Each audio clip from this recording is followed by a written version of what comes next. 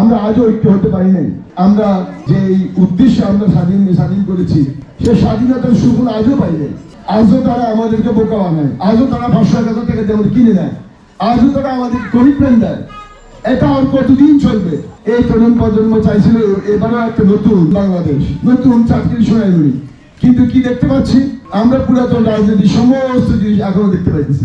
যারা এখন রাজনীতি করে আমরা এখনো তাদের সাথে, অথচ গত 54 বছর এরা আমাদেরকে বিভিন্নভাবে নিজেদের নিপীড়িত করছে।